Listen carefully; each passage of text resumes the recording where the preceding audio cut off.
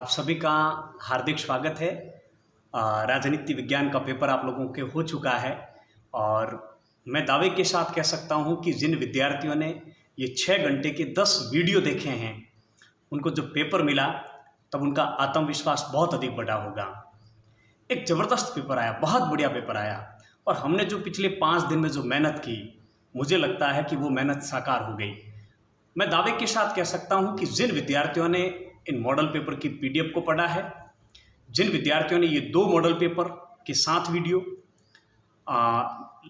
एक नंबर के प्रश्नों के 2 वीडियो और अन्य महत्वपूर्ण प्रश्न लघुतरात्मक निबंधात्मक का 1 वीडियो, मात्र ये 10 वीडियो जिन विद्यार्थियों ने देखे हैं उन विद्यार्थियों के बहुत अच्छे नंबर आएंगे, ये मैं दावे के साथ कह सकता हूं। मैंने पूरा पेपर चेक किया है और अपने मॉडल पेपर को भी मैंने देखा है और मैंने महसूस किया है कि लगभग प्रथम मॉडल पेपर में 20 से 30 प्रश्न आए हैं और लगभग 40 नंबर के प्रश्न तो आपके 80 में से पहले मॉडल पेपर में से ही आए हैं और 15-20 नंबर के प्रश्न दूसरे मॉडल पेपर में और बाकी प्रश्न अन्य जगह से। 80 में से लगभग 75 नंबर के प्रश्न हूबहू, यानी कि थोड़ा बहुत प्रश्न की प्रकृति में परिवर्तन हो सकता है लेकिन उत्तर उसका वही रहेगा, वो प्रश्न आप लोगों के आए हैं। मुझे बहुत प्रसन्नता है कि हमने मेहनत की और ये क्यों हो पाया? ये हो पाया मेरे साथी व्याख्याताओं के द्वारा, राजनीति विज्ञान के, जिन्होंने ये मॉडल पेपर आप लोगों तक पहुंचाया व्हाट्सएप ग्रुप में। दूसरा, ये हो पाया आप लोगों की वजह से, क्योंकि आप लोगों ने उन वीडियो को देखा और जो प्रतिक्रियाएं दी उससे हमें अभी प्रेरणा मिली, उससे हम प्रेरित हुए और एक के बाद एक हम वीडियो बनाते गए और हमारा जो टारगेट था वो पूरा हुआ और एक बहुत शानदार पेपर आप लोगों के बीच में हुआ। मैं सारे प्रश्नों के उत्तर आप लोगों को बता रहा हूँ। आपका पास जो पॉलिटिकल साइंस का पेपर आज जो आप लोगों ने दिया उसको ले लीजिए और उत्तर लिख लीजिए और खुद ही मूल्यांकन कर दीजिए कि आपके कितने नंबर आने वाले हैं। चलिए प्रारंभ करते हैं मॉडल पेपर का हल। मॉडल पेपर के हल में पहला ही प्रश्न था कि उत्तर अटलांटिक संधि की स्थापना कब हुई और 1949। आप सब जानते हैं मॉडल पेपर 2 में जो तीसरा प्रश्न था रिक्त स्थान का, ये हूबहू आप लोगों के दे रखा है, आप उसको ढंग से देखना। दूसरा प्रश्न था कि निम्न में से सोवियत संघ का उत्तराधिकारी राज्य स्वीकार किसे किया गया था? तो सोवियत संघ रूस को इसका उत्तराधिकारी राज्य घोषित किया गया था। समकालीन विश्व की राजनीति के जो एक अंक के जो भाग 1 हमने डाला, उसके अध्याय 2 में जो पहला ही प्रश्न है, पहला ही बिंदु वो यही लिख रहा है कि सोवियत संघ रूस का उत्तराधिकारी रूस है, तो इसका उत्तर रहेगा आपके ब। तीसरा प्रश्न, 7 दलों का गठबंधन 7 पार्टी अलायंस किस देश से संबंधित है? नेपाल से संबंधित है। और मॉडल पेपर 2 में जो प्रश्न नंबर 17 आप लोगों को हल करवाया था, उस प्रश्न नंबर 17 में मैंने स्पष्ट कहा था कि ऐसा प्रश्न पूछा जा सकता है कि नेपाल का आंदोलन किन राजनीतिक दलों के नेतृत्व में हुआ था? 7 दल के गठबंधन के नेतृत्व में होता है, तो इसका उत्तर रहेगा अ। चौथा प्रश्न था संयुक्त राष्ट्र संघ की स्थापना। कई जगह इस प्रश्न का उत्तर आप लोगों को बता चुके हैं, 24 अक्टूबर 1945। वैसे इसका जो उत्तर है वो भी अपने जो मॉडल पेपर जो आपको हल करवाए थे, मॉडल पेपर तो नहीं, जो महत्वपूर्ण जो प्रश्न हल करवाए थे 1 नंबर के, उसमें भाग 1 में जो संयुक्त राष्ट्र संघ वाला जो पार्ट है उस पार्ट में 10वां या 12वां प्रश्न ये आप लोगों के लिखा हुआ था। तो 24 अक्टूबर 1945 द सही रहेगा। आतंकवादियों ने अमेरिका के वर्ल्ड ट्रेड सेंटर पर कब हमला किया? इसका उत्तर रहेगा 9/11। 9/11 का मतलब है 11 सितंबर 2001। 2011 नहीं है, ध्यान रखना, 11 सितंबर 2001, यानी इसका विकल्प सही रहेगा, असही रहेगा। 11 सितंबर 2001 को यह हमला किया गया था और भाग 1 जो एक अंक के प्रश्न जो थे समकालीन विश्व की राजनीति में, अध्याय 2 का 11 नंबर का जो बिंदु है उसमें ये आप लोगों के हम लोगों ने बात कर रखी थी। कितना बढ़िया प्रश्न आया है और मुझे लगता था ये प्रश्न तो आएगा ही।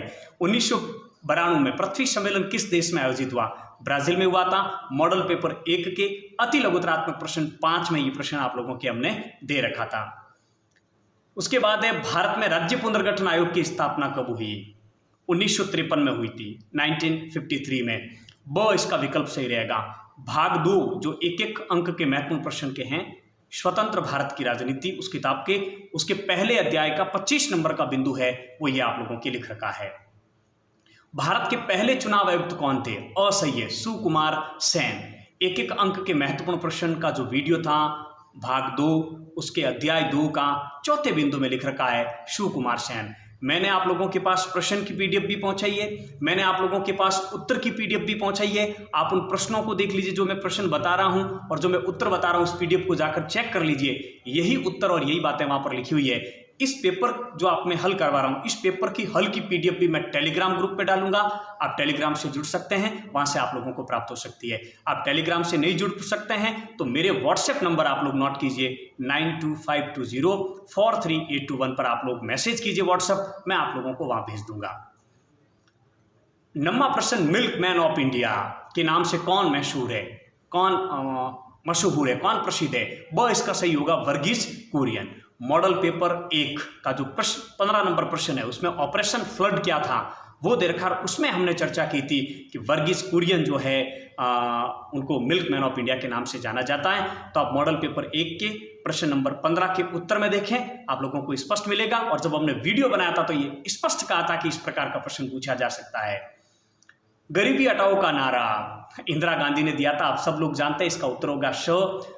एक अंक के महत्वपूर्ण प्रश्न, भाग 2 के अध्याय 4 का चौथा नंबर जो बिंदु है उसमें ये लिख रखा है हमने। नामदेव ढसाल ने अपनी कविता में सूरजमुखी आशीषों वाला फकीर किसे कहा है? और मुझे पता था इस प्रकार का प्रश्न पूछा जा सकता है। मॉडल पेपर 2 का जो प्रश्न नंबर 5 है, अति लघुतरात्मक प्रश्न, उसमें मैंने सीधा सीधा प्रश्न दिया था कि नामदेव ढसाल ने अपनी कृति सूरजमुखी आशीषों वाले फकीर में सूरजमुखी आशीषों वाला फकीर किस व्यक्ति के लिए शब्द का प्रयोग किया है? Doctor B R Ambedkar. आप मॉडल पेपर 2 का अति लघुतरात्मक प्रश्न 5 देखें, आपको एकदम हूबहू ये प्रश्न आप लोगों को वहां पर मिलेगा। देखिए हूबहू का मतलब है कि ये प्रश्न है और इसका उत्तर वहां आप लोगों को मिलेगा। एकदम शब्द नहीं मिलते क्योंकि पेपर बनाने वाले अपने हिसाब से प्रश्नों को करते हैं, लेकिन इसका उत्तर यही है। तो बहुत, हालांकि इस प्रकार के प्रश्नों के बारे में हम सोच नहीं सकते हैं कि आएंगे, लेकिन मुझे लगा कहीं न कहीं इस प्रकार के, क्योंकि काफ़ी 2011 से 2017 तक मैंने एनसीईआरटी के पाठ्यक्रम को पढ़ाया था और एनसीईआरटी के पेपर भी मैंने देख रखे हैं, तो मुझे आइडिया था कि इस प्रकार के प्रश्न आते हैं। 11वां प्रश्न था ये आपके नामदेव ढसाल वाला। और 12वां प्रश्न, 1984 के लोकसभा चुनाव में कांग्रेस ने कुल कितनी सीटें जीती? उत्तर होगा ब इसका सही, यानी कि भाग 2 के एक अंक के प्रश्न के अध्याय 6 में हमने पहला जो प्रश्न दिया था स्वतंत्र भारत की राजनीति के 6ठे अध्याय में, उसमें स्पष्ट लिखा हुआ पहली लाइन में 1984 के चुनाव में कांग्रेस को 415 सीटें मिली, द्वितीय बहुमत प्राप्त हुआ था। इंदिरा गांधी का निधन हो चुका था, इंदिरा गांधी की हत्या हुई थी, इसलिए सहानुभूति पूरे देश की कांग्रेस पार्टी को प्राप्त हुई थी। ये बातें भी हम लोगों ने आपसे साझा की थी। अब रिक्त स्थानों की पूर्ति। 1962 में सोवियत संघ के नेता निकिता खुश्चेव थे, क्यूबा में परमाणु मिसाइल इन्होंने तैनात की थी। मॉडल पेपर 2 बहुविकलात्मक पहला ही प्रश्न, यानी कि मॉडल पेपर 2 का पहला ही प्रश्न अवसर में दे रखा था कि क्यूबा मिसाइल संकट के समय सोवियत संघ के राष्ट्रपति कौन थे? उत्तर है निकिता खुश्चेव। मॉडल पेपर 2 का पहला ही प्रश्न। अगस्त 1945 में अमेरिका ने जापान के 2 शहर नागासाकी और हिरोशिमा पर परमाणु बम गिराए। मॉडल पेपर 1 का 7वां प्रश्न अति लघुतरात्मक प्रश्न में पूछा गया था कि अगस्त 1945 में जापान के किन 2 शहरों पर परमाणु बम गिराए गए थे? एकदम सीधा सीधा प्रश्न मॉडल पेपर 1 का अति लघुतरात्मक 7वां प्रश्न। 1960 में विश्व बैंक की मदद से भारत पाकिस्तान ने सिंधु नदी जल समझौता किया था। सिंधु नदी आपको इसमें लिखना था। भाग 1 जो एक नंबर के महत्वपूर्ण प्रश्न का जो वीडियो डाला था, अध्याय 3 में 7 नंबर बिंदु में ये बातें हम लोगों ने लिख रखी है। वैसे जब फरक्का संधि का प्रश्न ताशकंद समझौते का आया तब भी ये समझाया था। 2-4 बार इस प्रश्न की हमने चर्चा की थी। World council of indigenous people का गठन 1975 में हुआ था। बहुत महत्वपूर्ण प्रश्न था, बहुत कम विद्यार्थियों की प्रश्न सही हुआ मुझे लगता है, लेकिन हमने जो भाग 2 डाला था एक नंबर के महत्वपूर्ण प्रश्न, उसका जो अध्याय 6 था उसके 14 नंबर बिंदु में सबसे लास्ट में हमने ये लिख रखा है कि world council of indigenous people का गठन 1975 में किया था। देखिए प्रश्न तो किताब से आएंगे, इसमें कोई दो राय नहीं, उससे बाहर नहीं जा सकते हैं, लेकिन सीमित मटेरियल में से इतने अधिक प्रश्न आना ये अपना आप में बड़ी बात है। सीमित का मतलब हमने केवल आपको 2 मॉडल पेपर सॉल्व करवाए, हमने केवल 2 40-40 मिनट के वीडियो डाले जिसमें एक नंबर के प्रश्न आप लोगों के सामने रखें, और हमने केवल 1 वीडियो डाला अन्य महत्वपूर्ण प्रश्न लघुतरात्मक और निबंधात्मक प्रश्न, उसमें से सारे प्रश्न आए। यानी कि 6 घंटे के जो वीडियो है, अब वापस प्लेलिस्ट में जाकर देख सकते हैं, टोटल 10 वीडियो है। 30 मिनट से 50 मिनट के बीच में सारे वीडियो है, तो मैं मानता हूं अधिकतम 6 घंटे की वीडियो है। पिछले 5 दिनों में जिस विद्यार्थी ने 6 घंटे इन वीडियो को दिए हैं वो बहुत अच्छा महसूस कर रहा होगा। आप कमेंट्स बॉक्स में अवश्य बताएं कि आपका पेपर कैसा हुआ, आपको हमारे प्रयास कैसे लगे, हमने जो महत्वपूर्ण प्रयास किए उससे आपको कितना लाभ मिला, इस बारे में भी आप लोग हमें जरूर बताएं। हालांकि वीडियो देख रहे थे तब लग रहा होगा आप लोगों को कि इतने लंबे लंबे वीडियो है, क्यों देखें, कब देखेंगे, टाइम कम है, ये सारी बातें आप लोगों के मन में आई होगी। लेकिन मैं अक्सर कहता हूँ ये कठिनाइयाँ आप लोगों के सामने आई होगी, आपको ये भी लगा होगा साथ ये काश ये वीडियो हमें जल्दी मिल जाते तो कितना अच्छा होता। लेकिन मैं अक्सर कहता हूँ कि सफलता की हर मंजिल पर आपका नाम होगा, सफलता की हर मंजिल पर आपका नाम होगा, आपके हर कदम पर दुनिया का सलाम होगा। मुश्किलों का सामना हिम्मत से करना विद्यार्थियों, देखना एक दिन वक्त भी आपका गुलाम होगा, देखना एक दिन वक्त भी आपका गुलाम होगा। तो 1975 इसका आपके उत्तर रहेगा।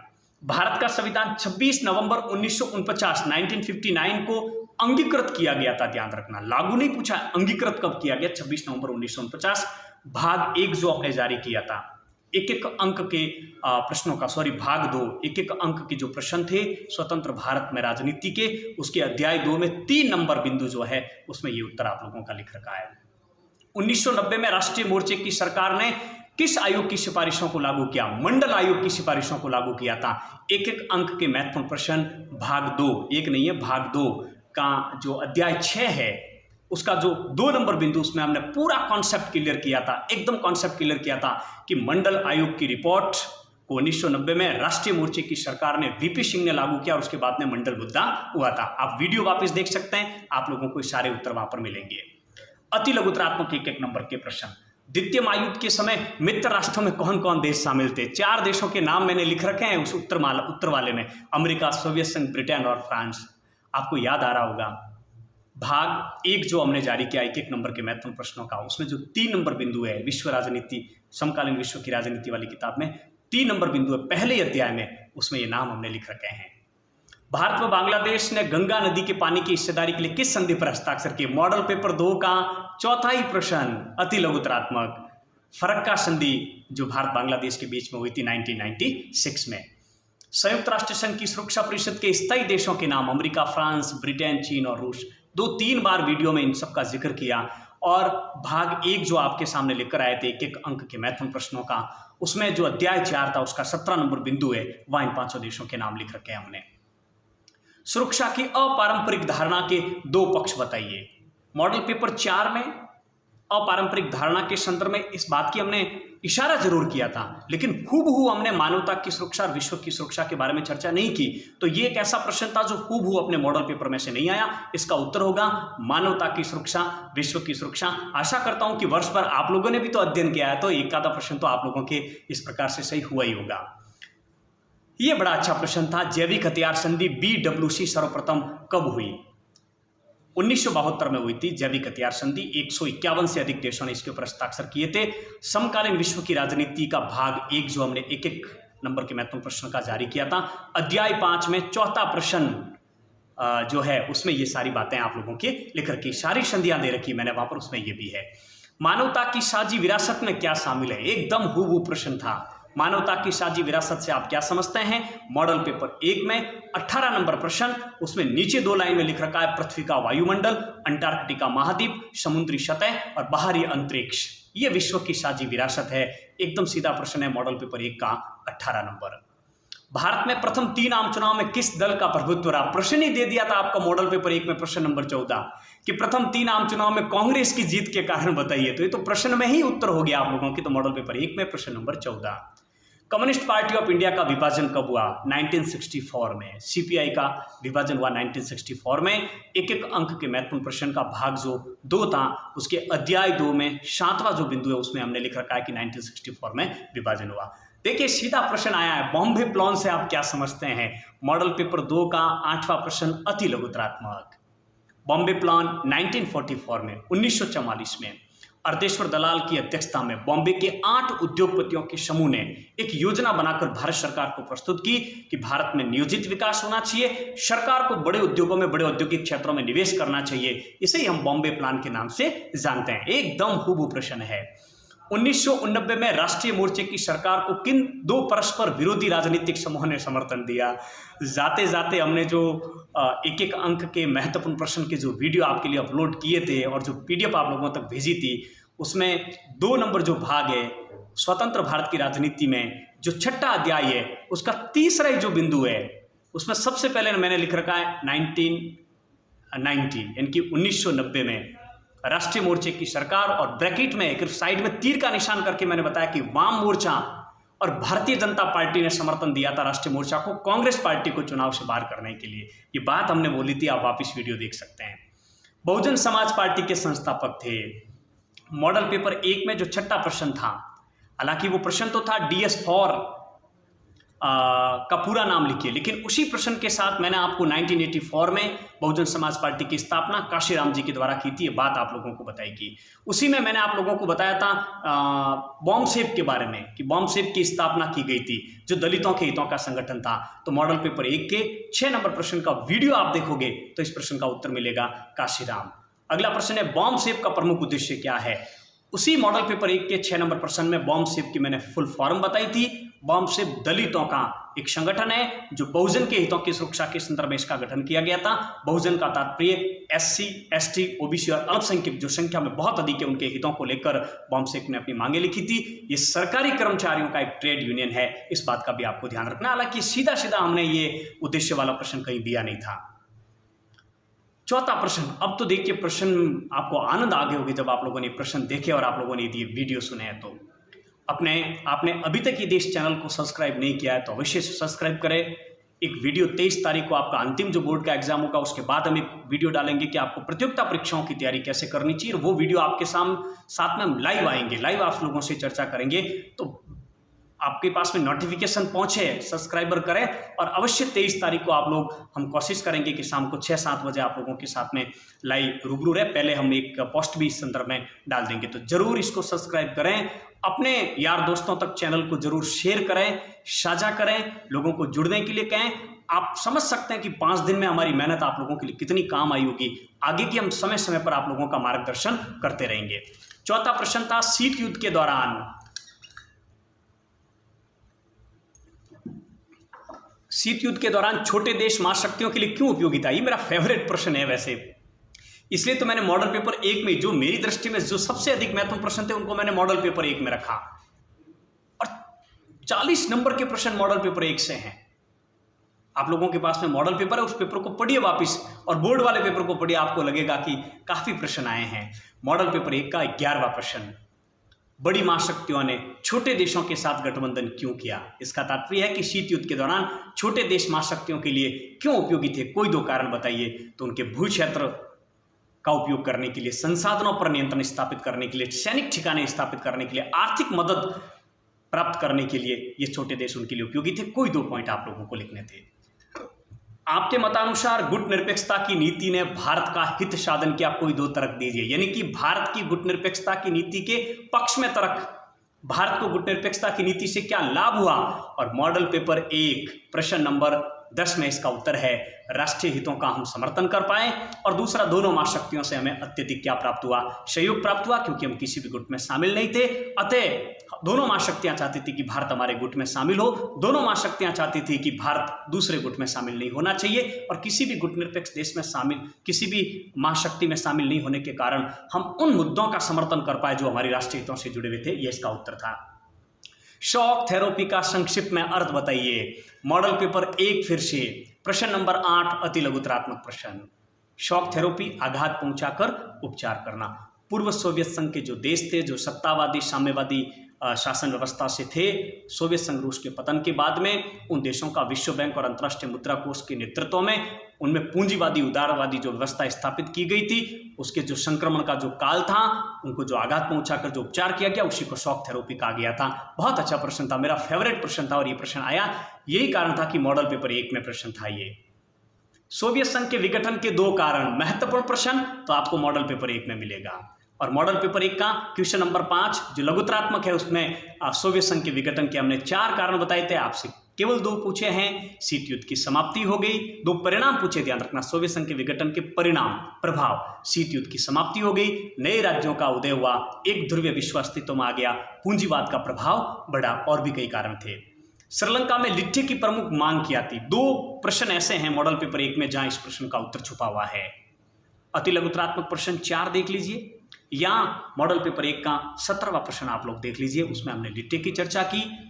1976 में स्थापित लिट्टे, 1983 के बाद में लिट्टे के नेतृत्व में तमिलों ने संघर्ष किया और उनकी मुख्य मांग थी कि जो श्रीलंका का उत्तर पूर्व का क्षेत्र है, जिसका नाम वो देना चाहते थे तमिल ईलम, वो अपना अलग से एक देश बनाना चाहते थे। बहुत अच्छा प्रश्न था। भारत पाकिस्तान के बीच तनाव के कोई 2 कारण पूछे केवल, हमने मॉडल पेपर 1 में प्रश्न नंबर 17 में आप लोगों को 10 कम से कम कारण बताए। सीमा विवाद, भारत पाकिस्तान के बीच में जो युद्ध हुए, कश्मीर का मुद्दा, आतंकवाद को प्रायोजित करना, बहुत से कारण हो सकते हैं। क्योटो प्रोटोकॉल, मॉडल पेपर 2 प्रश्न नंबर 18। देखिए डिटेल में पूरा उत्तर नहीं बताऊंगा, लगभग बता देता हूं। 1992 में ब्राजील के रियो डी जेनेरिया में जो पृथ्वी सम्मेलन हुआ था, उस समय साझी परंतु अलग अलग जिम्मेदारी का जो सिद्धांत लाया गया था, उसका एक अवलोकन करना था। उसको लागू करने के लिए क्योटो प्रोटोकॉल किया गया था कि वास्तव में जो विश्व के विकसित देश है उनके ऊपर कुछ प्रतिबंध लगाया जाए, उनको एक टारगेट दिया जाए कि वो हरित गैसों का उत्सर्जन कम करें, ताकि विश्व के अंदर हरित गैसों का उत्सर्जन कम होगा तो ग्लोबल वार्मिंग कम होगी। तो 1997 में जापान के क्योटो शहर में क्योटो प्रोटोकॉल किया गया। इसके तहत विश्व के विकसित देशों पर प्रतिबंध लगाए गए, उनको टारगेट दिया गया कि आप इतने वर्ष में इतने प्रतिशत हरित गैसों के उत्सर्जन में कमी करेंगे ताकि विश्व में पर्यावरण संतुलित हो सके।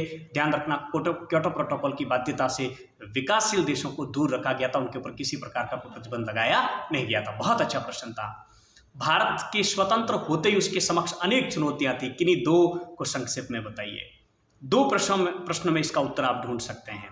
एक तो मॉडल पेपर 1 में प्रश्न नंबर 22, और एक जो हमने लघुतरात्मक और निबंधात्मक प्रश्न आप लोगों के लिए लाए थे सबसे अंतिम वीडियो, उसमें प्रश्न नंबर 21 तो हूबहू है कि स्वतंत्र भारत के समक्ष चुनौतियों का वर्णन कीजिए। और मैंने ये बात कई बार क्लियर की है, स्वतंत्र भारत के सामने 3 चुनौतियां थी। पहली, राष्ट्र निर्माण की चुनौती, दूसरी लोकतंत्र स्थापित करने की चुनौती, और तीसरी नियोजित विकास की। ये 3 पॉइंट होने चाहिए थे और इसका व्यवस्थित उत्तर होना था। 2 पूछा, पहले लिख दीजिए राष्ट्र निर्माण की चुनौती, देश में एकता और अखंडता की समस्या थी, और उसके सामने रियासतों का एकीकरण, विभाजन से उत्पन्न समस्या, राज्यों के पुनर्गठन की चुनौती थी। दूसरा, देश में लोकतंत्र की स्थापना करना। अंतिम जो मॉडल पेपर, अंतिम जो लघुतरात्मक वीडियो था, लघुतरात्मक निबंधात्मक प्रश्नों का, उसमें इसका उत्तर बहुत डिटेल में हमने बताया है। क्योंकि भारत एक अशिक्षित और भारत एक गरीब देश था, अतः ऐसे देश में लोकतंत्र की स्थापना करना बहुत जो है मुश्किल भरा काम था, लेकिन हमारे देश में लोकतंत्र सफल हुआ। तीसरा, नियोजित विकास के 2 मॉडल थे, समाजवादी, पूंजीवादी। हमने जो है मिश्रित अर्थव्यवस्था अपनाई और हमने भारत का नियोजित विकास करने के लिए योजना आयोग का गठन किया। ये 3 पॉइंट आप लोगों को कोई 2 लिखने थे। क्या बात है, सीधा प्रश्न। कांग्रेस की सामाजिक एवं विचारधारात्मक गठबंधन के रूप में संक्षिप्त विवेचना कीजिए। मॉडल पेपर 2 का 7 नंबर प्रश्न देखिए। कांग्रेस एक सामाजिक और विचारधारात्मक गठबंधनात्मक पार्टी थी। पहला पॉइंट, कांग्रेस एक सामाजिक गठबंधनात्मक पार्टी। प्रारंभिक समय में कांग्रेस पार्टी में समाज के सभी वर्गों के लोग थे। 1985 में जब ये स्थापित हुई तब केवल अंग्रेजी बोलने वाले शिक्षित और शहरी लोगों तक सीमित थी, लेकिन जैसे ही राष्ट्रीय आंदोलन प्रारंभ हुआ, गांधी के हाथ में कांग्रेस की बागडोर आई, कांग्रेस जन जन तक पहुंच गई। उसके बाद राष्ट्रीय आंदोलन के दौरान कांग्रेस ने राष्ट्रीय आंदोलन का नेतृत्व किया, तो कांग्रेस पार्टी से गरीब, अमीर, पूंजीवादी और मजदूर, इसके अलावा पढ़े लिखे, मध्यम वर्ग के, यानी कि निम्न वर्ग के, उच्च वर्ग के, पूंजीवादी, सभी सामाजिक वर्गों के लोग कांग्रेस पार्टी से जुड़ चुके थे। किसान जुड़ गए थे, उद्योगपति जुड़ गए थे, सभी वर्गों के लोग कांग्रेस पार्टी में आगे थे, इसलिए कांग्रेस एक सामाजिक गठबंधनात्मक पार्टी थी। दूसरा पॉइंट, कांग्रेस एक विचारधारात्मक गठबंधनात्मक पार्टी थी। तो कांग्रेस में सभी विचारधाराओं के लोग थे, चाहे वो कंजर्वेटिव हो, रेडिकल हो, दक्षिणपंथी हो, वामपंथी हो, उदारवादी हो या फिर पूंजीवादी हो, नरमपंथी हो, चाहे गर्मपंथी हो, सभी विचारधाराओं के लोग कांग्रेस पार्टी में थे। अतः कांग्रेस पार्टी एक सामाजिक और विचारधारात्मक गठबंधनात्मक पार्टी थी। मॉडल पेपर 2 में प्रश्न number 7, operation flood. Model paper 1 में जाकर प्रश्न देखिए आप लोग, 15, उसमें लिखा हुआ टिप्पणी लिखिए। नंबर 1 ऑपरेशन फ्लड पर, और एक टिप्पणी और दे रखी है हमने योजना आयोग पर। तो ऑपरेशन फ्लड वाला यही प्रश्न था। Operation flood Verghese Kurien milkman of India के नाम से गुजरात के आणंद शहर में दुग्ध उत्पादन और विकास कार्यक्रम के तहत उन्होंने जो प्रारंभ किया था, जिसमें डेयरी उत्पादन को जो बढ़ावा दिया गया था, उसे ऑपरेशन फ्लड के नाम से जाना जाता है। ग्रामीण महिलाओं को बहुत अधिक रोजगार प्राप्त हुआ, गांव के लोगों को रोजगार प्राप्त हुआ, तो उसी को हम ऑपरेशन फ्लड के नाम से जानते हैं। ये एक ऐसा विकास का कार्यक्रम था जिससे ग्रामीण लोगों के हितों की सुरक्षा हुई थी। उत्तर आपको कुबू देखना है तो उत्तर कुंजी तो टेलीग्राम ग्रुप में डाल रखी है, वहां जाकर इनके उत्तर आप लोग देख सकते हो, कहीं देखने की आवश्यकता नहीं है। सबसे महत्वपूर्ण बात क्या थी, हमने पेपर तो हल करवाए, लेकिन आप लोगों तक जो पीडीएफ हमने पहुंचाई उत्तर की, उसमें बहुत समय लगा। और ये सब 5 दिन में कैसे संभव हुआ?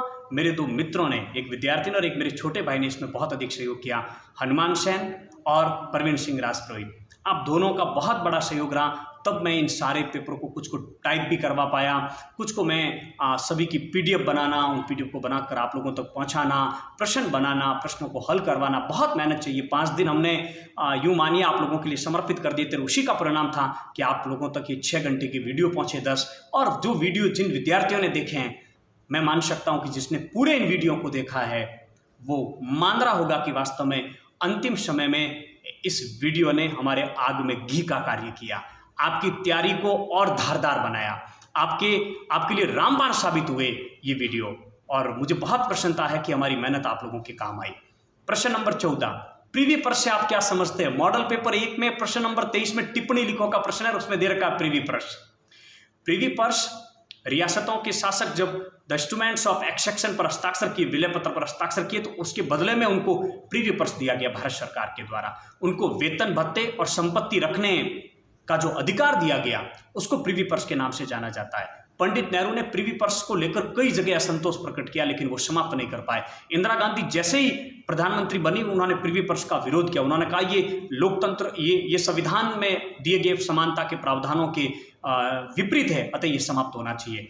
उन्होंने एक संविधान संशोधन किया, लोकसभा से प्रस्ताव पारित हुआ लेकिन राज्यसभा से पारित नहीं हुआ। उन्होंने अध्यादेश निकलवाया राष्ट्रपति के द्वारा, लेकिन सर्वोच्च न्यायालय ने उसको जो है रद्द कर दिया। फिर 1971 के चुनाव में, 5वीं लोकसभा के चुनाव में इंदिरा गांधी ने इसे चुनाव का मुद्दा बनाया, और 26 इंदिरा गांधी की जैसे ही सरकार बनी, 26 अमेंडमेंट 1971, 26वां संविधान संशोधन 1971 के तहत प्रीवी पर्स को समाप्त कर दिया गया था।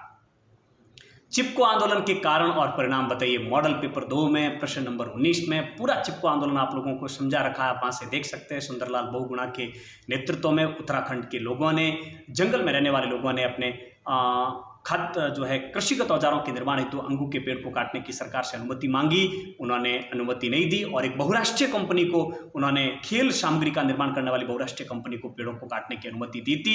इसके कारण वहाँ के लोगों ने पेड़ों की रक्षा के लिए, जब बहुराष्ट्रीय कंपनी के लोग उन पेड़ों को काटने के लिए आए तो पेड़ों से चिपक कर उनकी रक्षा की थी, इसलिए इसे चिपको आंदोलन के नाम से जाना जाता है। परिणाम क्या हुआ?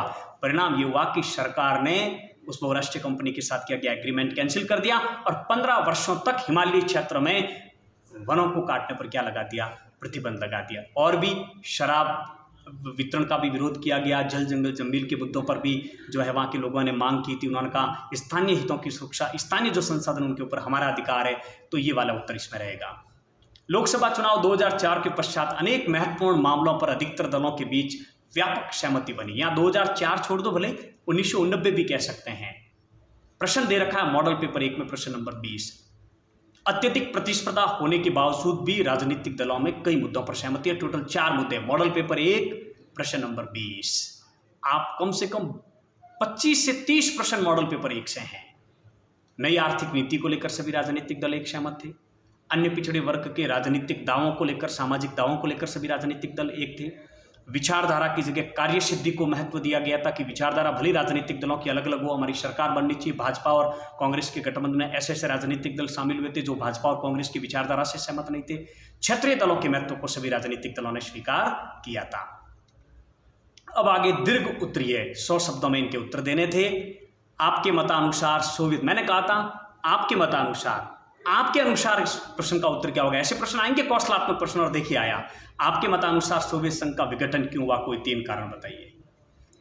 मॉडल पेपर 2 में प्रश्न नंबर 5 दे रखा है, सोवियत संघ के विघटन के कारण दे रखे हैं। उसमें सोवियत संघ के विघटन का कारण था कम्युनिस्ट पार्टी का एकाधिकार, नौकरशाही का जो शिकंजा वहां पर कसा था, पश्चिमी देशों की तुलना में सोवियत संघ बहुत अधिक पिछड़ चुका था।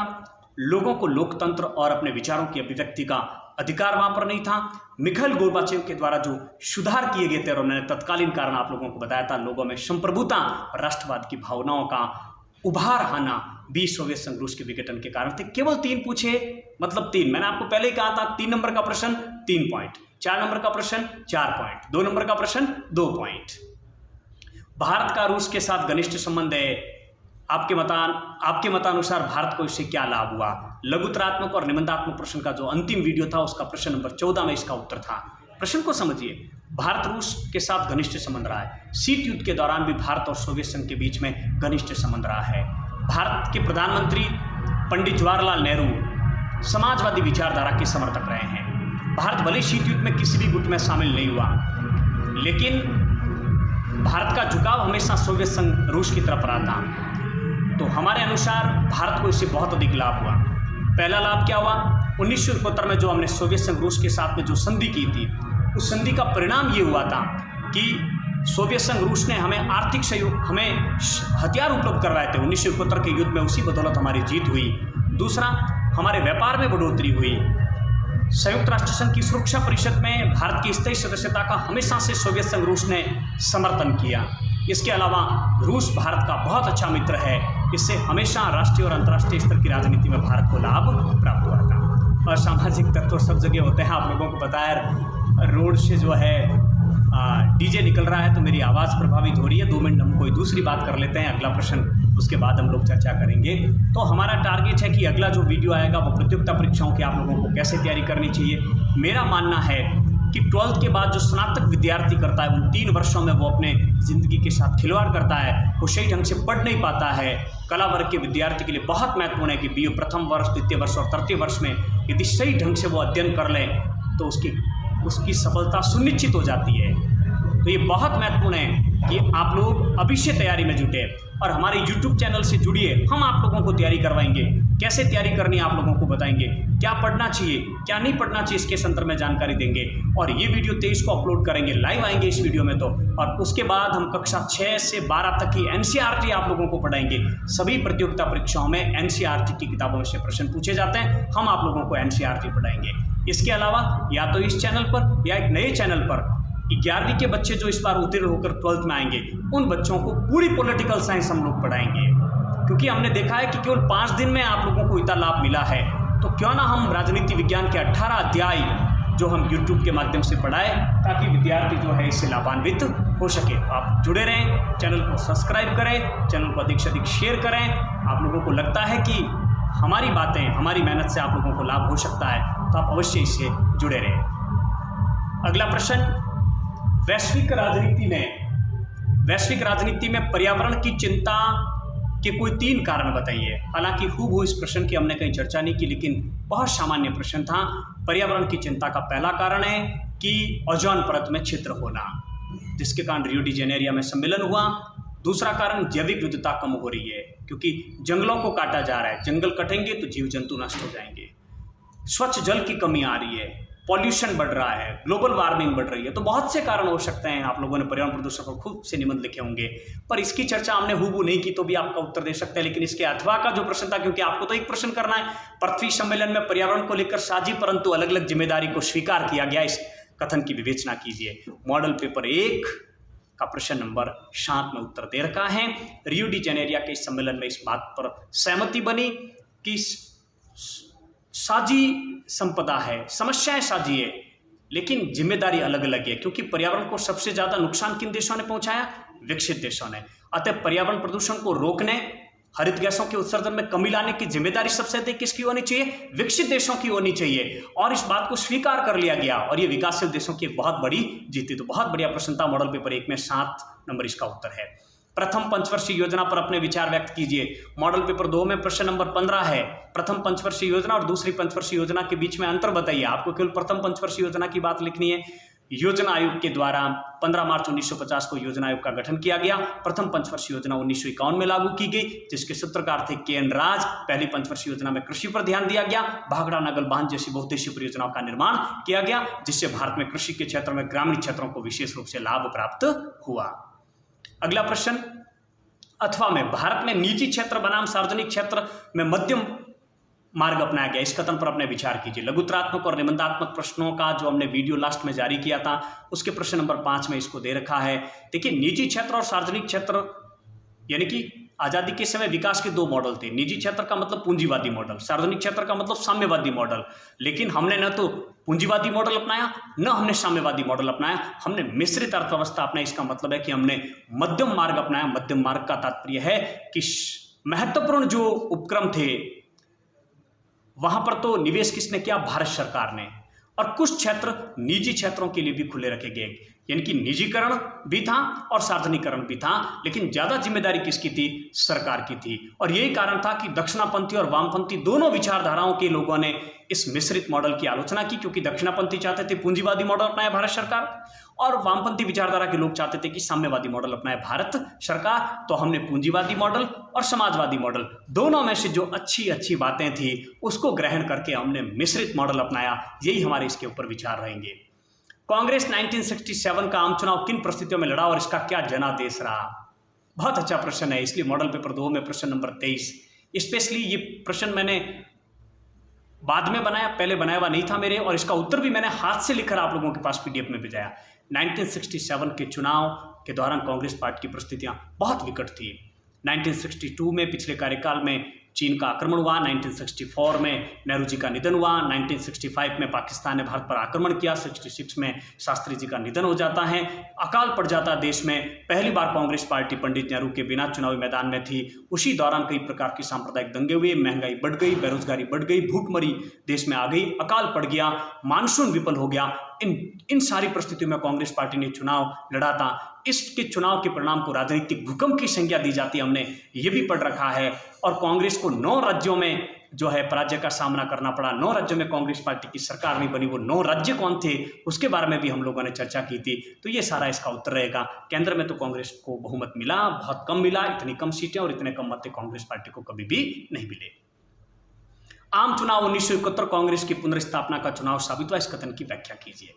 देखिए, मॉडल पेपर 2 में 23 नंबर प्रश्न दे रखा, वहां थोड़ा सा अलग प्रश्न है कि 1971 में कांग्रेस पार्टी की जो पुनर्स्थापना हुई वो पहले वाली कांग्रेस पार्टी से भिन्न थी। ये लगभग प्रश्न यही कह रहा है, और इसका उत्तर हम कैसे देंगे? 1967 के चुनाव में कांग्रेस पार्टी को बहुत बड़ा धक्का लगा। 1967 के चुनाव में केंद्र में कांग्रेस पार्टी को बहुत कम बहुमत मिला। 1967 के चुनाव में विधानसभा चुनाव में 9 राज्यों में गैर कांग्रेसी सरकार मिली। इस प्रकार से कांग्रेस जो प्रणाली थी वो लगभग काफी मुश्किल संकट में थी। 1967 के चुनाव के बाद 1969 में कांग्रेस पार्टी का विभाजन हो गया। विभाजन के बाद 1971 के 5वीं लोकसभा के चुनाव हुए।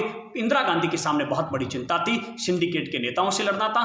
ग्रेड अलायंस उनके सामने एक बहुत बड़ा जो है गठबंधन बन गया था। ऐसी परिस्थितियों में इंदिरा गांधी भारी भरकम बहुमत के साथ में जीत कर आती है। इंदिरा गांधी ने गरीबी हटाओ का नारा जो दिया था और जो 20 सूत्री जो उन्होंने कार्यक्रम 10 सूत्री कार्यक्रम जो चलाए थे, जनता को जबरदस्त पसंद आए और 1971 के चुनाव में इंदिरा गांधी की जीत हुई। इसी को हम कांग्रेस पार्टी की पुनर्स्थापना कहते हैं। लेकिन ये कांग्रेस पुरानी कांग्रेस से अलग थी, क्योंकि पुरानी कांग्रेस एक सामाजिक और विचारधारात्मक गठबंधनात्मक पार्टी थी।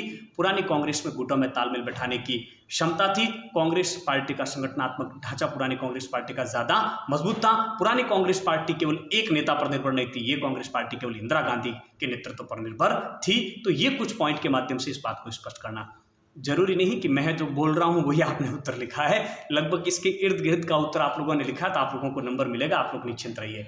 द खंड, विश्व को अंतर्राष्ट्रीय संगठन की क्यों आवश्यकता है, विस्तार से विवेचना कीजिए।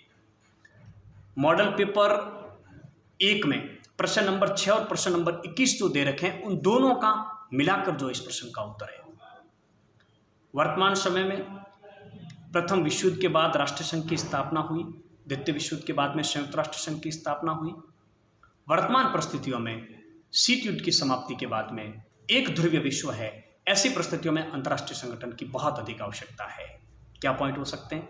विश्व में शांति, वही उत्तर है। विश्व में शांति स्थापित करने के लिए, विश्व को युद्धों से बचाने के लिए। दूसरा, विश्व का आर्थिक और सामाजिक विकास करने के लिए।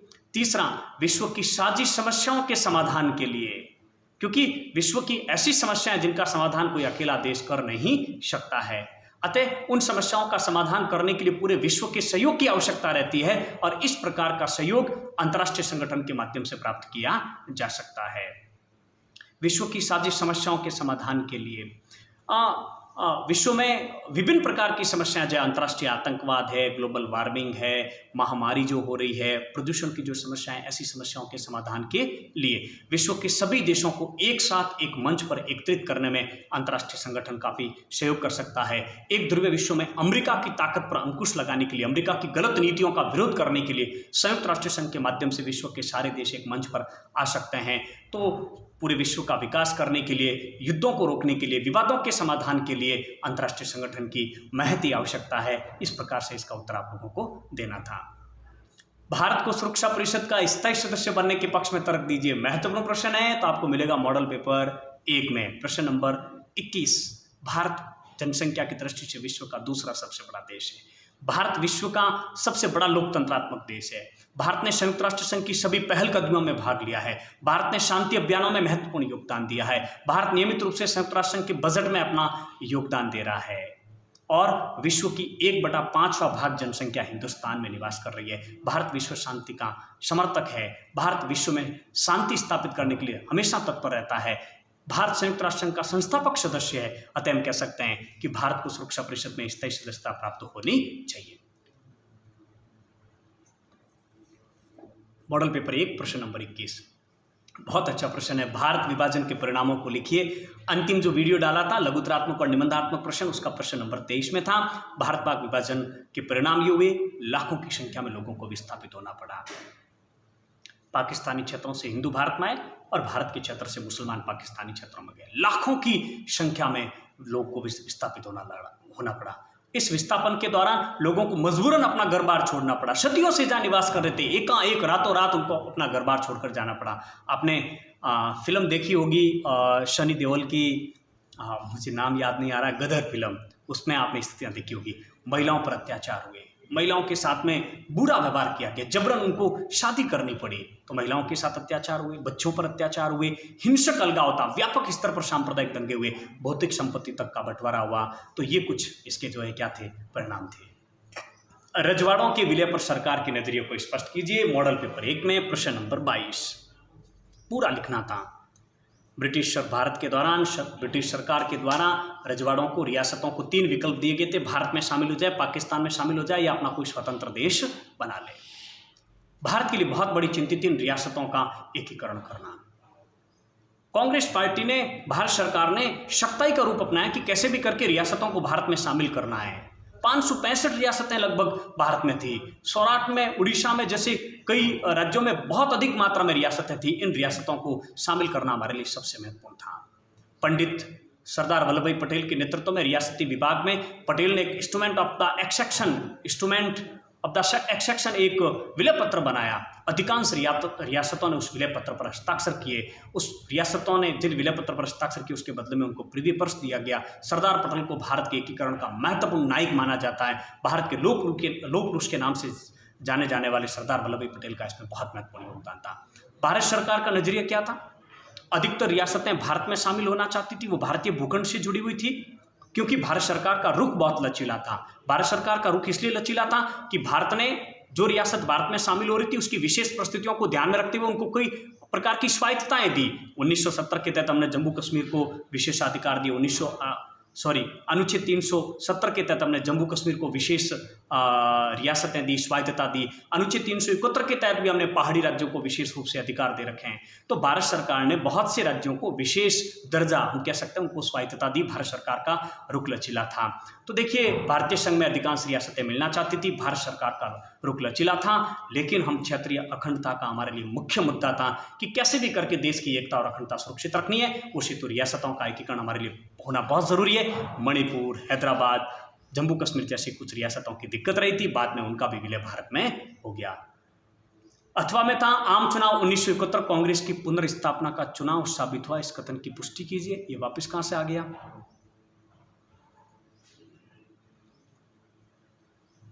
अच्छा, आम चुनाव 1971 कांग्रेस की पुनर्स्थापना का चुनाव साबित हुआ, व्याख्या कीजिए।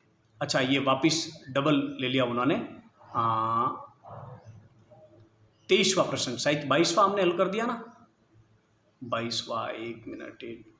विश्व को अंतर्राष्ट्रीय संगठन की आवश्यकता, सुरक्षा परिषद, तर्क दीजिए, भारत विभाजन के परिणाम लिखिए, रजवाड़ों के विलय पर चर्चा हो गई। ये प्रश्न कौन सा था? 22वां। अंतिम प्रश्न आप लोगों के सामने।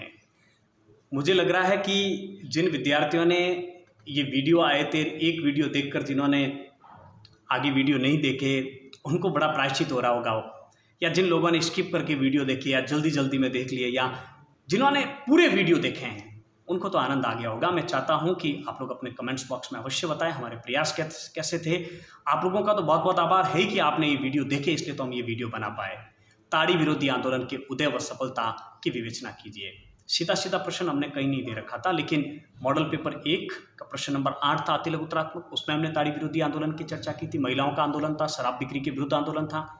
एक अंक जो प्रश्न का हमने भाग 2 वीडियो डाला था, उसमें अध्याय 5 में प्रश्न नंबर 6 में इस आंदोलन की हम लोगों ने चर्चा की थी। तो ताड़ी विरोधी आंदोलन आंध्र प्रदेश राज्य के नेल्लोर जिले के दुबरगंटा गांव में 1992 में ये आंदोलन प्रारंभ हुआ था, आंध्र प्रदेश में, दक्षिण भारत में। इस आंदोलन का मुख्य ध्येय था कि गांव में पुरुषों को शराब की लत लग चुकी थी। गांव की महिलाएं जब प्रौढ़ साक्षरता कार्यक्रम में आई तो सभी महिलाओं ने अपनी समस्याएं साझा की एक दूसरे के साथ में। अंत में उन्होंने डिसीजन लिया कि न रहेगा बांस न बजेगी बांसुरी, क्यों ना ताड़ी बिक्री को बंद कर दिया जाए, शराब के ठेके बंद करवा दिए जाए, ताकि पुरुष शराब नहीं पी पाएंगे। और यही हुआ, महिलाओं ने हिम्मत दिखाई, शराब माफिया ने उनको डराने की कोशिश की, लेकिन अंततः उनकी जीत हुई। कई बार ताड़ी नीलामी कैंसिल हुई नौलेर जिले के अंदर, और अंततः शराब बिक्री वहां पर बंद हुई। ये महिलाओं का बहुत बड़ा आंदोलन था।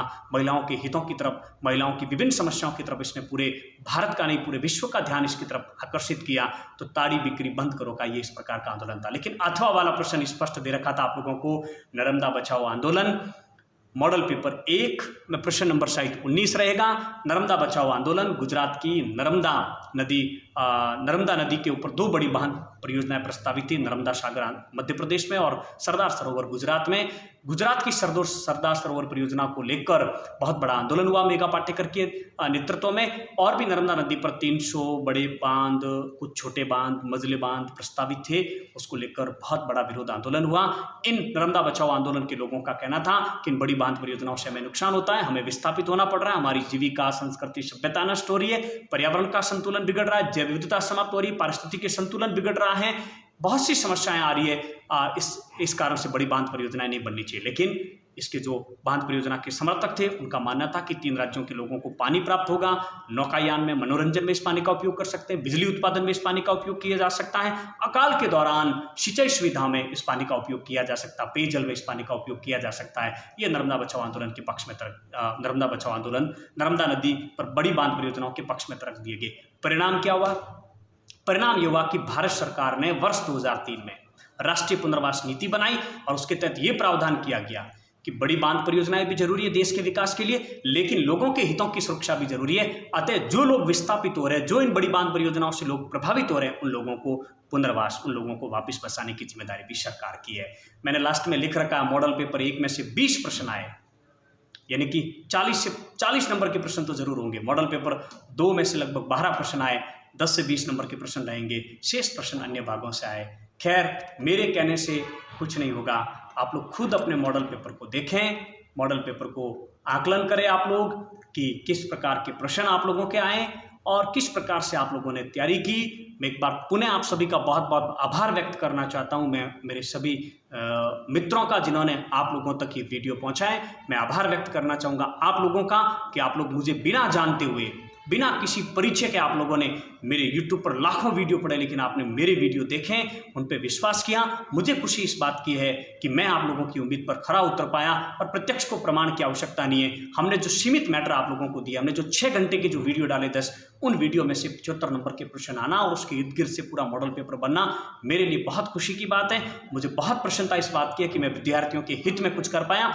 मैंने ये प्रयास तो किए केवल मेरे विद्यार्थियों के लिए, लेकिन आप सब भी लाभान्वित हो पाए, इस बात की मुझे बहुत खुशी है। अंत में मैं सुरेंद्र सिंह राजपुरोहित, व्याख्याता राजनीति विज्ञान, गांव खेड़ापा, राजकीय उच्च माध्यमिक विद्यालय बावड़ी, आप सभी का पुनः बहुत बहुत आभार व्यक्त करता हूं और आपसे अपेक्षा करता हूं, आपसे आशा करता हूं कि आप इस चैनल को सब्सक्राइब करें, अन्य विद्यार्थियों तक पहुंचाएं, शेयर करें और हमसे जुड़े रहने के लिए टेलीग्राम के लिंक से आप लोग हमसे जुड़ें। कमेंट्स बॉक्स में मैं टेलीग्राम का लिंक आप लोगों को दे दूंगा। और 23 तारीख को हिंदी साहित्य का पेपर होने के बाद शाम को हम 6 बजे आप लोगों से लाइव चर्चा करेंगे कि प्रतियोगिता परीक्षाओं की तैयारी अब आप लोगों को कैसे करनी चाहिए, आप लोगों को स्नातक के दौरान किस प्रकार की पढ़ाई करनी चाहिए, और उसके बाद हम कक्षा 6 से एनसीईआरटी के वीडियो यहाँ पर लाइव आप लोगों को पढ़ाएंगे या अपलोड करेंगे वीडियो। तो पुनः आप लोगों का बहुत बहुत आभार। और मैंने जिन पंक्तियों के माध्यम से इन वीडियो की प्रारंभ किया था कि उड़ान से रिश्ता रखता है पंछी, आसमान से रिश्ता रखता है पंछी, मंजिल चाहे दूर कितनी भी क्यों ना हो, थकान से कब रिश्ता रखता है पंछी। जिन विद्यार्थियों ने बिना थके बिना रुके सारे वीडियो देखे उनको लाभ आज प्रत्यक्ष रूप से प्राप्त हुआ होगा। और मैं अक्सर कहता हूं कि मुश्किल नहीं है कुछ भी दुनिया में, मुश्किल नहीं है कुछ भी दुनिया में। तू जरा हिम्मत तो कर, ख्वाब बदलेंगे हकीकत में। तू जरा कोशिश तो कर, आंधियां सदा चलती नहीं, मुश्किलें सदा रहती नहीं, मिलेगी तुझे मंजिल तेरी। तू जरा कोशिश तो कर। राह संघर्ष की जो चलता है वही संसार को बदलता है। जिसने रातों से जंग जीती है सूर्य बनकर वही निकलता है। आप अपने परिवार के सूर्य बने, आप अपने समाज के सूर्य बने, अपने परिवार के अंधेरों को दूर करें और जीवन में सफल हो। और सफलता के झंडे गाड़ने के लिए आप लोगों को मेहनत करनी पड़ेगी, सतत मेहनत करनी पड़ेगी, अनवरत मेहनत करनी पड़ेगी। सफलता सुनिश्चित प्राप्त होगी। तो क्या पढ़ाई होनी चाहिए? गाँव से, ढाणियों से, राजस्थान के दूर दराज से जुड़े हुए सभी विद्यार्थियों का मैं अपने चैनल पर हार्दिक स्वागत और अभिनंदन करता हूं। और आप सबको विश्वास दिलाता हूं कि 1 महीने यदि आप हमारे चैनल से जुड़े रहे तो आपको एक से बढ़कर एक आपको वीडियो बिना आपका समय खराब किए मिलेंगे। आप सभी का पुनः बहुत बहुत आभार और अभिनंदन।